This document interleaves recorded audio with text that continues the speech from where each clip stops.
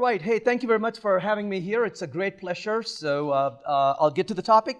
We're going to talk about improvements in Java 9, things that you already do, but things just got better. So before we talk about that, I want to just spend a few minutes on Java 9, just overall, stuff that I won't talk about today, but things to just look out for and parts of what I will be talking about. Best time to ask questions or make comments is when you have it. So please don't wait till the end. Anytime is a great time. So I was thinking about, how do I talk about Java 9? And I decided to kind of take the things that are in front of us and put them into three different groups. The first group is what I'm going to focus on today, which I call as improvements and changes. These are things that you do already in Java 8, Java 7, but things just a little bit better than what it was. I call it as additions, things we couldn't do before, but we could do. A few things that are added to the language, which is nice.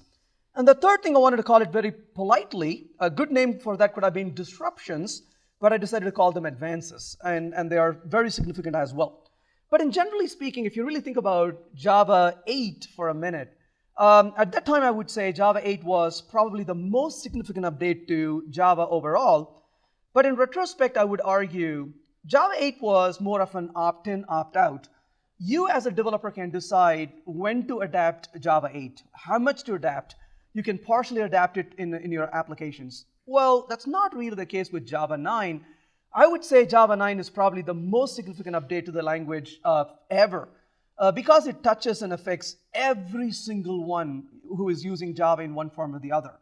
While Java 8 was mostly about how we do things as programmers, Java 8 has a lot of things to do with deployment and how we build Java applications, how do we use Java applications, so probably one of the most significant updates. But I'm going to touch on a fairly small part, what I call as a 1/3 of that here. I'm going to talk about improvements and changes. So here are things that we've done before, so almost every single one of these here we have done before, but we can do a little bit better differently. The first is about interfaces. So let's talk about interfaces real quick. I want to start with a little interface here. Let's start with an interface called util, for lack of better words. And I'm going to say in this case, let's say a void, let's call it as get processors. And I'm going to write just one method called get processors in here. This is just an interface. Because we're playing with an interface, I want to know the compiler is happy with this so far. So I'm going to go ahead and just compile this and make sure it is OK. And it said OK, so compiler is happy so far. But I'm going to go here and maybe try to implement this little method right here. As soon as we do it, we can see that we get an error already. There's a little squiggly there that tells us you can't do it. And of course, this is the old way of doing things before Java 8. We couldn't put any implementations within an interface. So here's my definition of what interfaces were in Java. Interfaces told us a lot about what they will do, but they never really did anything. Kind of like my boss. So that's basically what an interface was, right? Well, all that changed in Java 8, thankfully. We could use what are called default methods. And default methods, of course, provided as a way for, let's say, get processor count is the method I want to call this. And I can say return 0, for instance. And you can see that the compiler is pretty happy. Again, this was something we could do in Java 8 already. Java 8 allowed us to have default methods and interfaces. Java 8 allowed us to have static methods and interfaces as well. Well, that's great. But what if you can start putting implementations and interfaces now? Let's sit back and think about classes for a minute. Typically in classes, we put implementation. We have methods, we have public methods, we have static methods. But as time goes on, we realize there are methods that we want to share between multiple methods. We call them as helper methods. And typically, we make helper methods as private methods because they don't really make sense to stand alone as methods to be used from the outside, but they are very supporting methods to be used within classes. Well, if classes can have public methods and static methods, and as a result we have helper methods in them, wouldn't it make sense to have the helper methods and private methods and interfaces? Well, that's exactly what we can do now. So for example, I'm going to say over here, return, let's say get number of processors, for example. And this, of course, I want to call this method, but I'm going to write this method, get number of processors. But as a private method, I'm going to say get number of processors.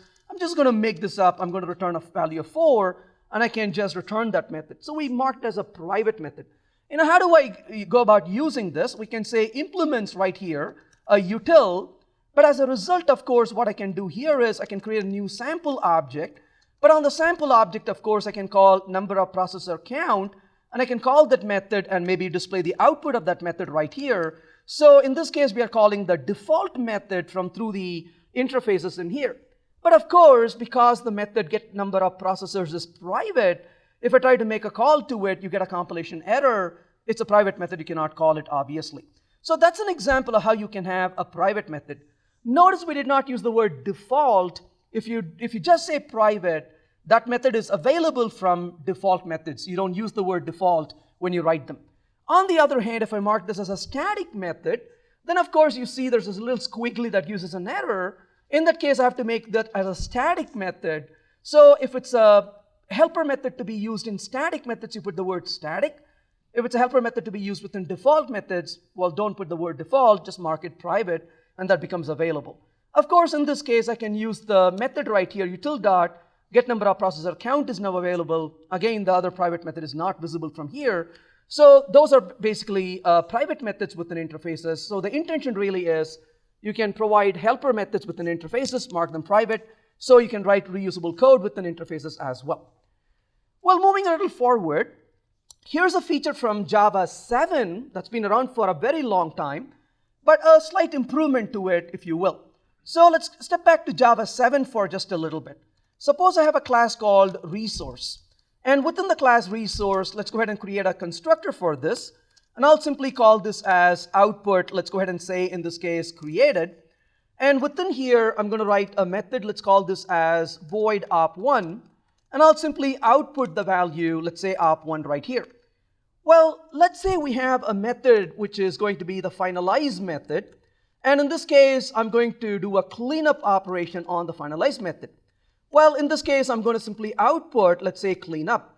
Well, I got a really good news to begin with. If you really think back about this, Java had automatic garbage collection, which is pretty awesome.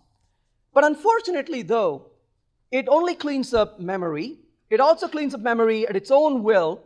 Automatic garbage collection is not deterministic. But then how do you clean up resources that you have, non-memory resources? This is a really good example of a bad idea. Rich Hickey calls this as conflicting. Bringing two different things that don't belong to each other, bringing them together is a really terrible design overall. So when they introduced the finalize method, from the beginning, finalize was such a terrible idea. I think it's a real good day to celebrate this. Finally, finalize has been deprecated. So if you write finalize, or if you have finalize in your code, you'll get a warning saying don't do this, which is a really smart thing to do.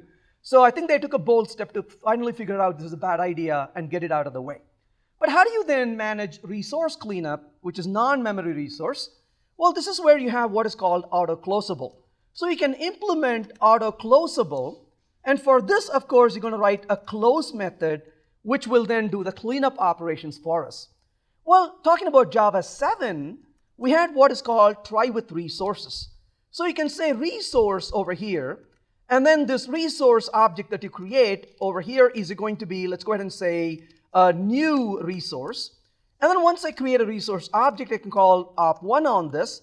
But when you leave the block of code, the cleanup happens automatically. Again, this is all Java 7 stuff. Well, while this worked really well, there is one significant problem in this code, as you can see here. This object is being created right here in the try block. Well, while this is great, we immediately lost control of one very important thing, which is dependency injection. We often need dependency injection for two purposes. One is we want to be able to really vary the implementation, but more so from the testability point of view. How do I test a piece of code that has a tight coupling? Short answer is it's extremely difficult to do that. So from the testing point of view, it really makes sense to inject dependencies as well. And so unfortunately, this did not provide us a way to inject the dependency, which was definitely a flaw in the design. Well, thankfully, we don't have to worry about that anymore because that restriction has been removed. But I would argue, use it with a grain of salt. Don't get too excited about this because it could also be dangerous going too far into this. Let's see what this really provides for us. So let's go ahead and create a function right here. We'll call this function as a use function, if you will. And this use function is going to simply have that code right here for a second. I can call the use method right here, and of course it's going to run that little piece of code. But I want to be able to do dependency injection. So I'm going to say new resource. I'm going to pass the resource as an argument to the use method. Well, in this case, of course, I'm going to receive the resource right here. And then once I receive the resource, I'm going to remove this definition or creation of the object and instead simply wrap the resource around here. And now, of course, just for us to see this, I'm going to say returning from, let's say, a use. And as you can see, the object got cleaned up before we return from the use method. So we could send in an object into this, into the methods. We can wrap that method for cleaning up resources at the end of the time. And then, of course, when you leave this block of code, it's going to clean up the resource. In general, why this may appear really a good idea, be careful about this too, because unfortunately now you still have access to the object after the cleanup has happened. That may not be really a smart thing to do, because as you can run this code now, you can see after the cleanup has happened, you still have access to the resource, and we don't know what the consequence of that may be depending on how the object is implemented. So use that with a grain of salt. While this gives you a benefit in one area, it also can be a problem in another, so we got to be a bit careful about this. So that is an example of how we can use the try with resource, but without the restriction that the object being managed has to be created within, and that's just a little flexibility that it offers. Well, moving forward, if you were to talk about languages like Scala or Groovy for a minute, so let's talk about this little bit. Let's go ahead and take a little quick example and play with it. Language like Groovy and Kotlin have this feature. So this is Groovy versus Kotlin. One of the features is, let's say you have a list of numbers that you have with you, or any object, and you want to say for each, and within this you want to be able to, let's say, print the object. You could say E, and then you could print out the object like this.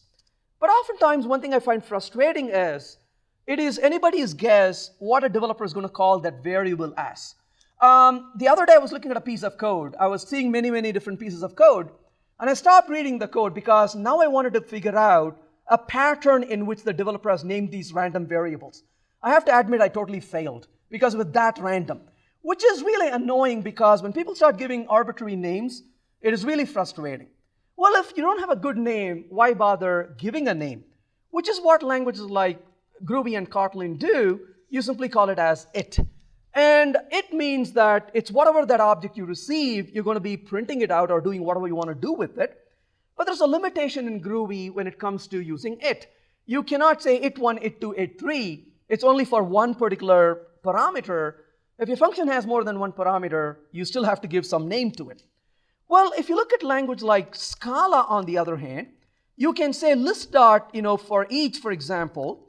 But then what you can do here is, again, you could give a name like this print E, or instead of doing that, you can simply remove that and put an underscore. Well, in the case of Scala, though, you can not only use a single underscore, you could use multiple underscores. If you use two underscores, the first use of the underscore is the first parameter, the second use of underscore is the second parameter, if a lambda was receiving two parameters, that is. However, I have to say one thing. If you can find any Scala programmer and ask them what they think about underscore, you'll only find two people. Those who love it and those who hate it. There is nobody in between, in my opinion. And there are more haters than lovers, I think. So the Java folks were kind of looking at these and they said, hey, maybe we should use underscore as a parameter name. But I think the jury is still out. I think there are two kinds of people there fighting. One saying this is awesome, the other saying, are you stupid? And so they're not really sure about it. But in the meantime, they want to take a dibs on the underscore. So to take a dibs on it, back in Java 8, you already got a warning if you use an underscore in your code. So if you were using underscores, you probably got a warning already saying you shouldn't use it. Well, in Java 9, that turned into an error. So suppose you had an underscore equals to 4, and then I want to output the value of underscore. You will notice that you get an error actually. It says Java as of release 9, underscore is a keyword and may not be used as an identifier. It's actually an unused keyword. There is no real purpose for it. It's just something they have taken a dibs on and said, if we ever decide to use it, we want to have a claims for it. Sorry?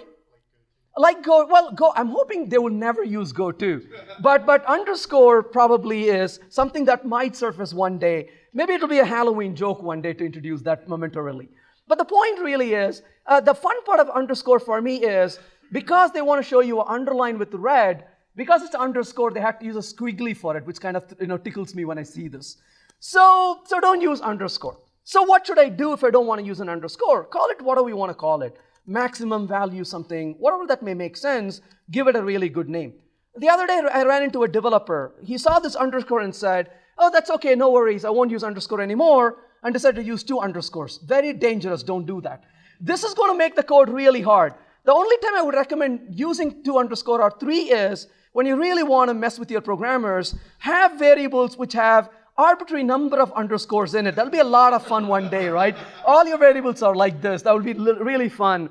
And convert everything like this. Maybe the day before you quit is a good day to change all these, right? Use a refactoring tool and rename all your variables to different length of underscore. That'll be a very productive afternoon at work. So, moral of the story, don't use underscores. Okay. Well, there was a huge missing piece, if you will, in the case of Java 8. And this has been a bit of a problem when it comes to the functional interface. I actually got an email from somebody who attended one of my talks on Java 8, and he said, I got so excited about your talk, I went to my company, we started playing with these things, we're starting to use this, but one of my developers came to me very sadly and said, but Java 8 doesn't have a take while, and so we couldn't really use the functional style. Well, this was a lucky day because I looked at his code. Again, what he said is true. Take while is very valuable. But in that particular code example he sent me, there was a logical way to solve the code without using take while. So I said, yeah, you're right, it'll be nice to have it. But in your case, look, here's the way you can solve it. So, but that was like more of a special case where you could solve it without take while. But a lot of times when you need a take while, it's so valuable. But let's see what that really means. Let's take a little look at an example here. So I want to come up with, let's say, a collection of numbers to begin with. So I have a few numbers, arbitrary numbers I want to create right here. And in this case, let's say we have a number 11 and 21, 31. Let's say just a bunch of numbers. And then I'm going to say 61, 17, and 18, and let's say 99. Well, I got a few numbers, all right. But what I want to do with this is, I want to say numbers.filter, and given a number over here, so stream, of course, a dot filter. And I'm going to say in this case, given a number is, let's say, greater than, let's say 40. And once I get the numbers greater than 40, I want to say for each system.out, and I want to print those values out. So that's all I'm going to do is just to print the values out. When I run this code, of course, it's going to print all the values greater than 40, in this case 41, 61, and 99. Well, this was available in Java 8 already. But if you look at this, that's a predicate we are sending to this value, and the predicate is going to evaluate and say whether I want to accept this value or not. So what does filter look like? I'm going to say filter is like a flap. So what I mean by that is, it's a flap that will keep moving like this, and some values it will block, some values it will let go through, and it is a kind of a flap that will keep turning off and turning on for different values that go through.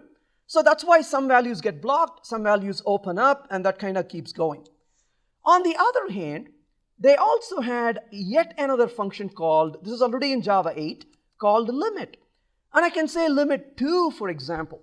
When I run this code here, it's going to limit 2 values, so it sent 11 and 21.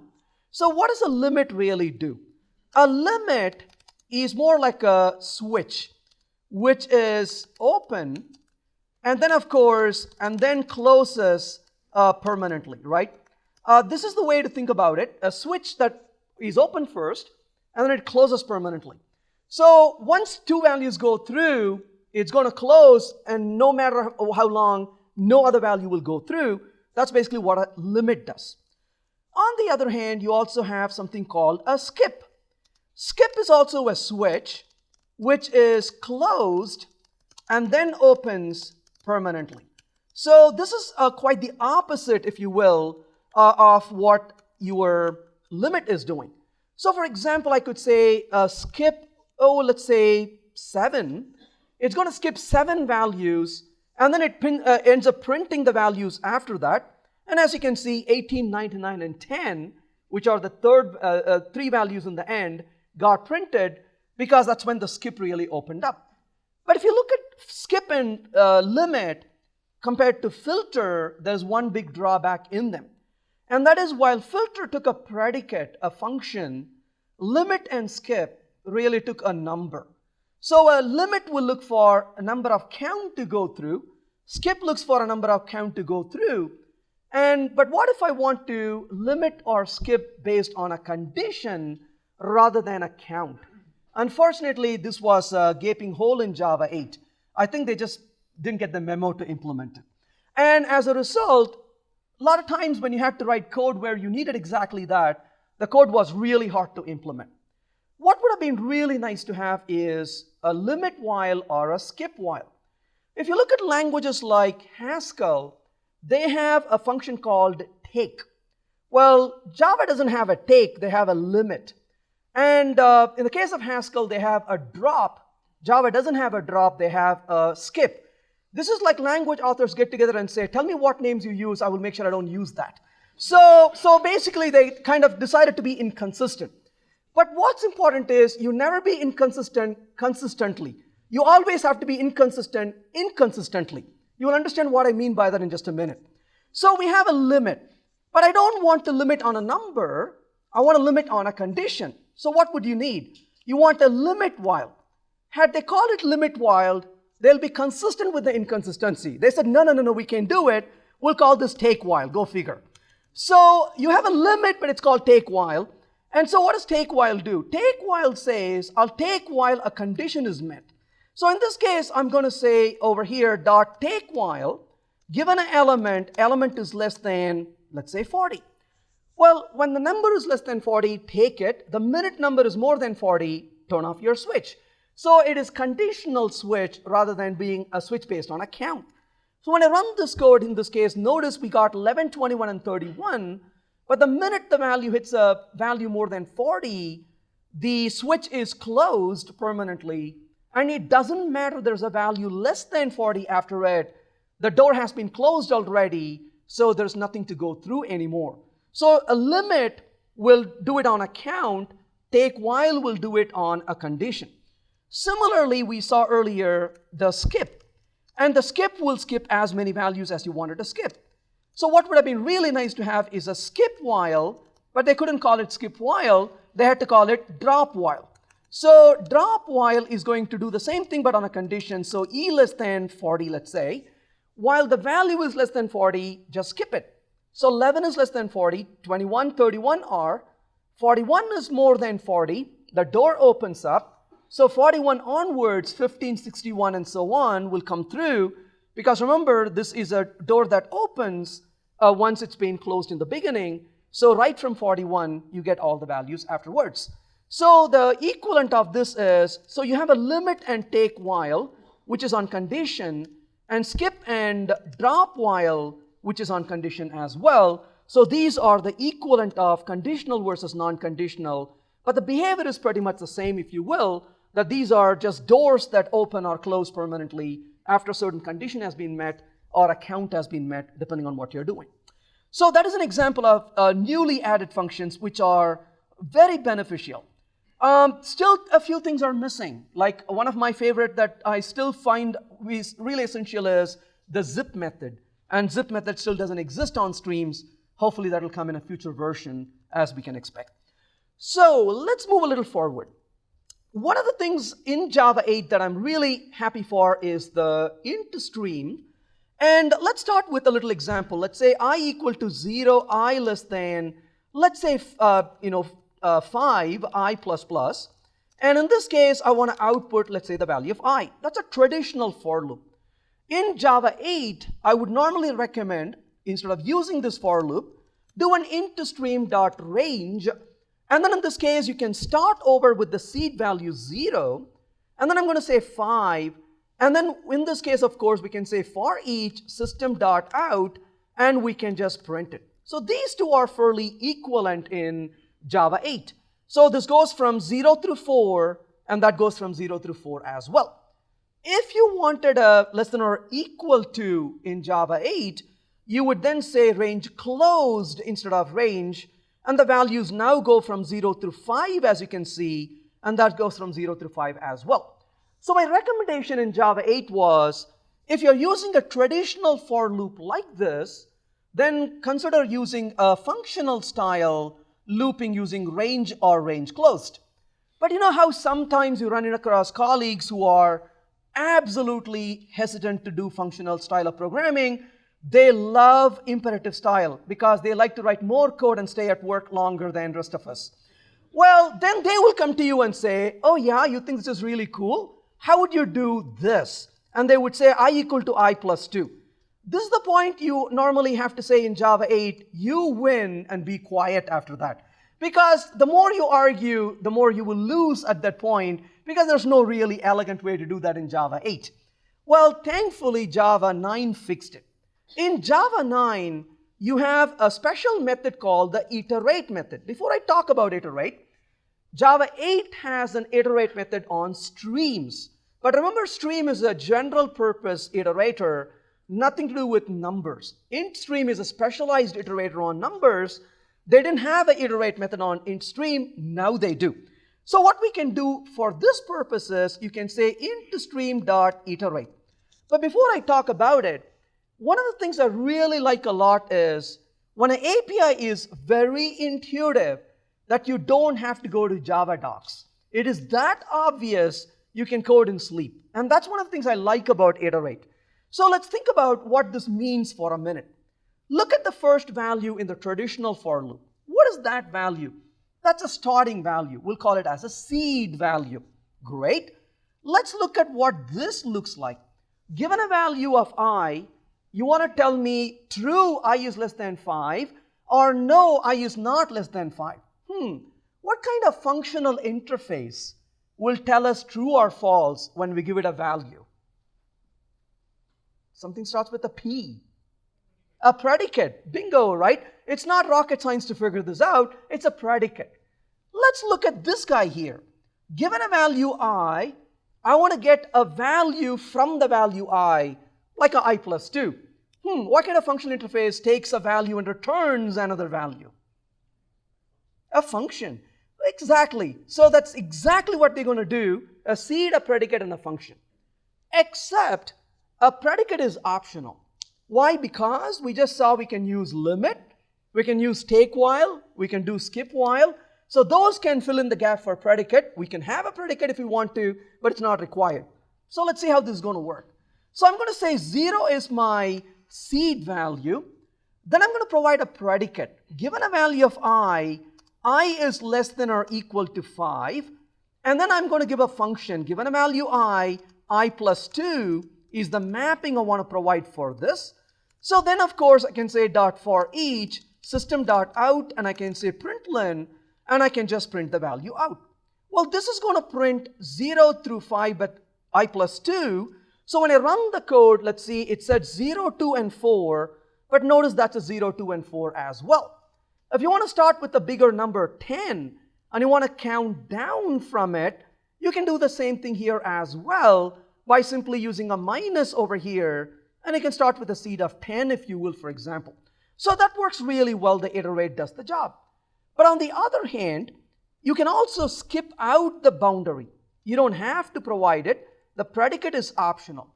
If you're going to turn away the predicate, then of course you want to say limit, for example, and maybe in this case I'll say limit 3 values because it becomes an infinite stream, and you can see it's 0, 2, 4 and 0, 2, 4 also, or you can put other limits or a take while and what have you. So the predicate is optional, and if you don't want to provide the predicate, you can still use other methods to limit the stream itself. So you can see without the bounds or with the bounds, you can provide that as well very nicely. Oh, go ahead, please, yes. If you want to take one stream's output, when you finish it, you want to take the next one. That's what you're saying. Or to... so it's like a yeah. So generally speaking, you don't want to perform mutable operations in a functional stream. Generally, the answer for that is a reduce method. Any mutations you want to keep it to a terminal operation, not in between. So the answer would be a reduce method, which you could do already in Java 8 as well. So certainly I would move that to a reduce, and that would be the easiest way to do. You can still go through the stream iteration using iterate if you want to, but what you would do in that case is this would become a reduce operation, and then you would perform the concatenation in that. Absolutely, yeah. All right, so one other thing, improvement, when it comes to optionals, let's think about what optional really is, and then we will understand what are the things that were kind of missing in optional. Let's take an example of, let's say, some numbers. And in this case, of course, we are going to say that, let's say I want only the first value, which is an even value. So I could say numbers.stream, and then I could say dot filter, given an element mod 2 is equal to 0. This gives us all the even numbers. Then I could say dot, let's say, find first. And the find first is going to give us the very first value that satisfies this condition. But what does find first really return to us? Let's think about this for a second. It is quite possible that the collection we provide may not have any even number at all. It could be an empty collection. It could be a collection with only odd numbers. Then what would find first say? Well, find first is going to say, I don't have a result for you. Or it might have a result. So to deal with this, Java introduced the idea of optionals. Let's think about the purpose of optional just for a second. Remember effective Java. What did effective Java say? If you're going to return a collection, but if the collection were to be empty, please don't return a null, because null is a smell. Instead, return an empty collection. A very solid recommendation, no doubt about it. But unfortunately, effective Java never told us what to do when what we are returning is not a collection, but a single value. If it's a single value, we kind of struggle with it. We would return the value, a reference to it if we had it. Otherwise, we kind of returned null and apologized to everybody that we worked with. Well, wouldn't that be a nice way to avoid returning null? That's exactly what optional really is. So optional literally says this. For example, in this case, let's say I'm not looking for an even number.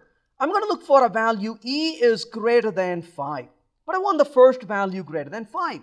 Notice we got an optional of 6. On the other hand, if I said greater than 50, because we don't have one which is greater than 50, it becomes an optional of empty. So optional empty versus optional a value. So think of an optional as a wrapper, a union, that either has nothing in it or has a single value in it. But the question is, how do I get the value out of optional? Well, one way you may be tempted to get the value out is to use, well, first of all, what does optional avoid for us? Optional avoids the problem of running accidentally into a null pointer exception. Nobody has fun with null pointer exception. We want to know if a value doesn't exist. We want to program with intention, and that doesn't really work with nulls. Well, optional removes that burden. Optional says, I'm going to force you to know that the value exists or doesn't. But unfortunately, if you go to one of the JDK developers and ask them to name a method of shame, and they will tell you the method of shame is called get. Because get undoes every good intention of optional. What does optional avoid? Accidental exception. What does get give you? An accidental exception. So if you run this over here with the get, if the value exists, it gets you the value, which is 6.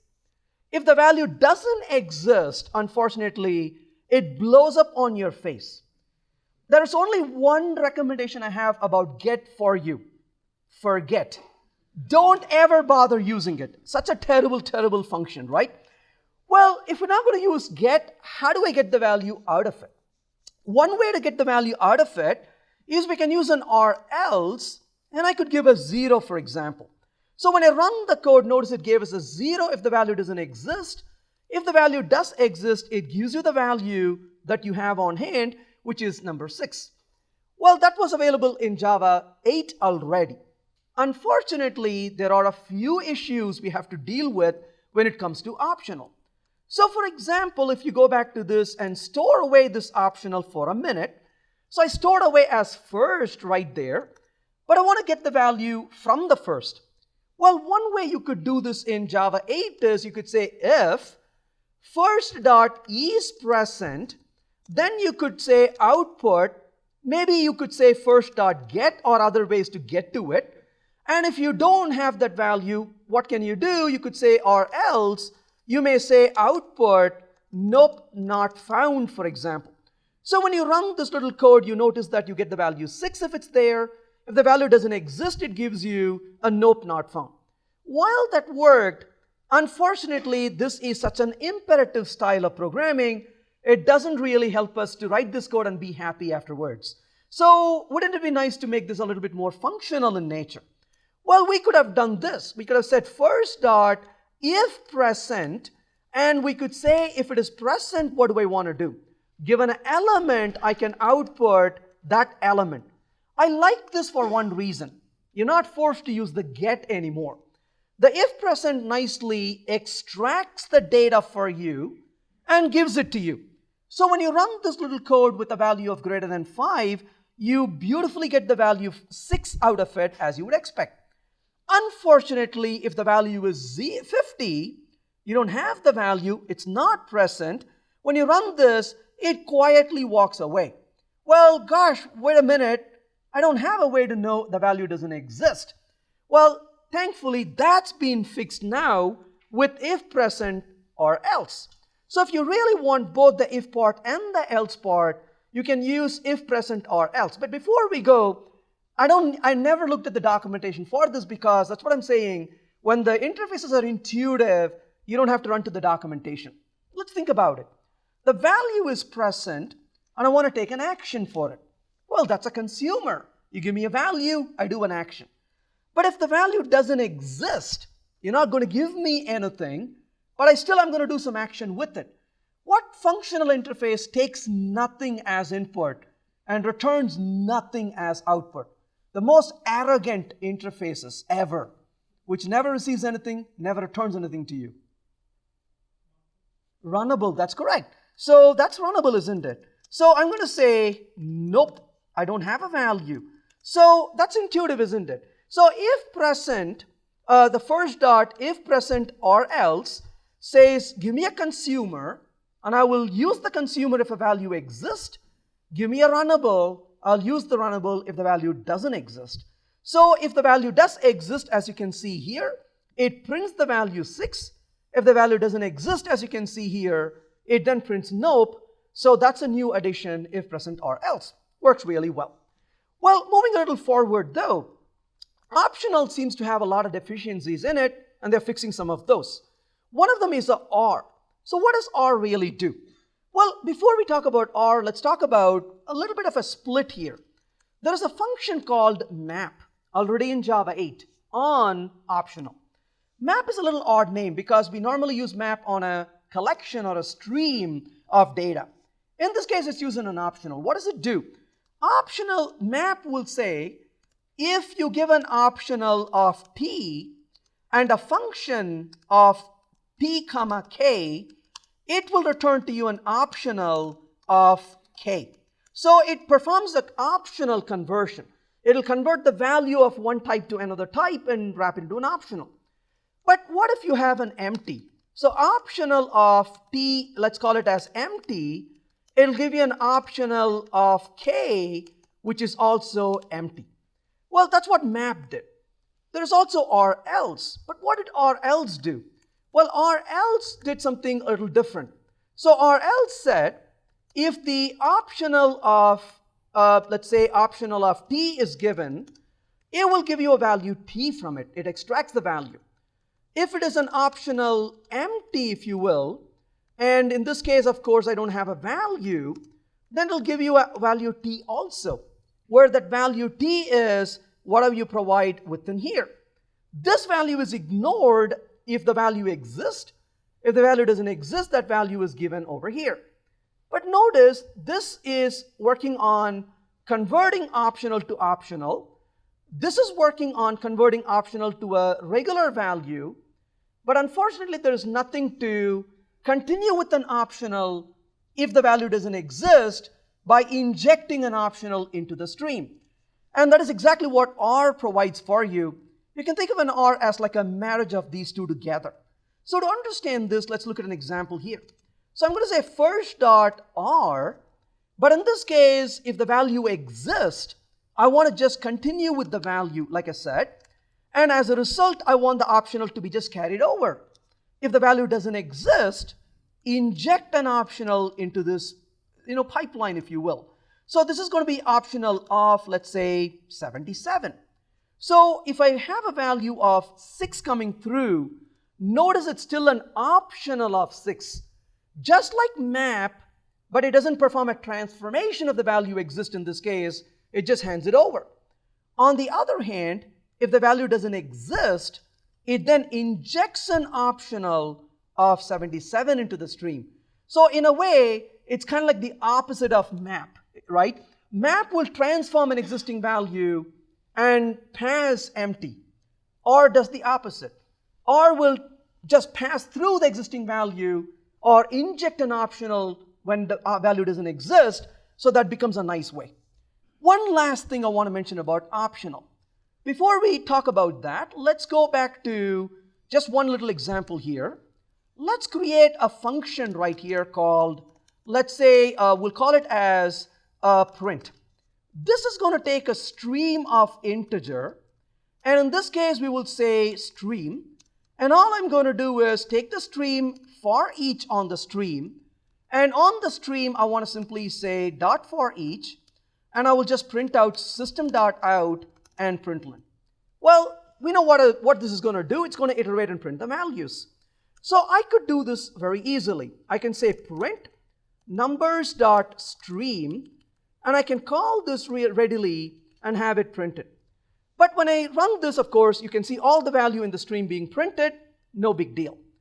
But let's think about stream real quick. This stream right here. So what does a stream really have? A stream over here may have, let's say, 0, 1, 2, or any number of values.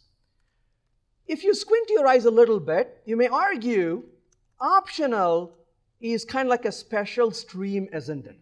Because an optional may have 0 or 1 value. So it's kind of like a special case if you want to think about it that way, right? A stream may have 0, 1, or any number of values. Optional may have nothing, 0, or it may have 1.